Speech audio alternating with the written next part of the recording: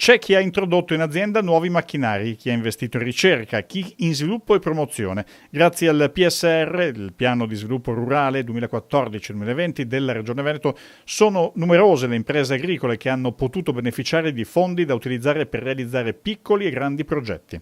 Alcune scelte strategiche di impostazione di questo programma sono quelle di destinare una quota importante del 1.169 milioni di euro a alcuni aspetti. Il primo, la competitività e l'innovazione delle aziende agricole. Il secondo, il rafforzamento delle filiere nella fase di trasformazione e commercializzazione, nella fase di promozione dei prodotti di qualità. Il terzo obiettivo, altrettanto significativo, è quello di assicurare un sostegno al ricambio generazionale, quindi nuovi giovani agricoltori e gli investimenti necessari per entrare in attività agricola. Da ultimo, ma non perché sia l'ultimo, ricordo il tema agroclimatico ambientale, cioè pratiche agricole in grado di migliorare l'ambiente, e ultimissimo, ma non ultimissimo, il tema del sostegno all'agricoltura nelle zone montane. Dopo il successo dell'edizione 2017, per spiegare agli operatori del settore primario come accedere ai finanziamenti, la Regione ha promosso un nuovo ciclo di dialoghi del PSR, una serie di incontri informativi che vengono organizzati nelle diverse province venete. Nel Veronese l'evento più recente si è tenuto a Isola della Scala, cuore di una zona vocata alla produzione e alla raccolta del riso. In platea tanti imprenditori agricoli curiosi di avere maggiori dettagli sull'iter burocratico da intraprendere e di ascoltare le storie di chi, grazie al PSR, ha già apportato importanti cambiamenti in azienda. Noi abbiamo fatto principalmente un investimento legato all'ammodernamento delle attrezzature. Abbiamo acquistato, proprio per entrare nello specifico, una macchina per il disarmo meccanico. Dunque abbiamo portato una miglioria notevole, perché siamo riusciti a risolvere alcuni problemi che avevamo in precedenza.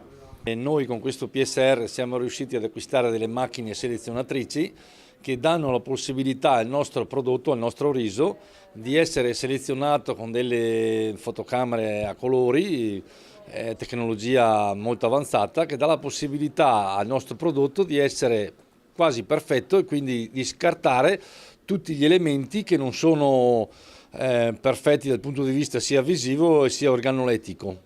Noi in questi incontri da un lato forniamo informazioni proprio per la partecipazione, per chi è interessato, dall'altra parte riceviamo anche segnalazioni, considerazioni, richieste di chiarimenti, e quindi è sempre un'occasione interessante per i potenziali richiedenti, ma anche per noi dell'amministrazione. Per le imprese agricole, vincere un bando PSR significa poter concretizzare progetti di sviluppo altrimenti non sostenibili. Non saremmo mai riusciti con le nostre sole forze ad acquistare una macchina che ha un costo così elevato. Per fortuna c'è questo strumento. Io vorrei dire che è uno strumento validissimo, ma che però a chi si accosta per avere questo tipo di strumento devono essere molto attenti ed essere molto chiaro che non è un punto di arrivo. Riuscire a vincere il bando per avere il finanziamento è sicuramente un punto di partenza che ti dà la possibilità di arrivare all'obiettivo che ti sei prefisso per aumentare il budget della tua azienda. Il supporto finanziario dato da questi fondi ha permesso negli anni di far crescere in maniera solida tutto il comparto agroalimentare, che ad oggi è strategico per l'economia regionale e nazionale. Complessivamente abbiamo, la Camera di Commercio ci segnala 67.000 aziende agricole iscritte, abbiamo circa 4.500 imprese agroalimentari che lavorano nella trasformazione e nella commercializzazione a valle. Riusciamo a realizzare una produzione agricola lorda che ha sfiorato nell'annata ultima chiusa al 2017 circa 6 miliardi di euro. Per quanto riguarda il valore aggiunto agroalimentare siamo a 3 miliardi di euro.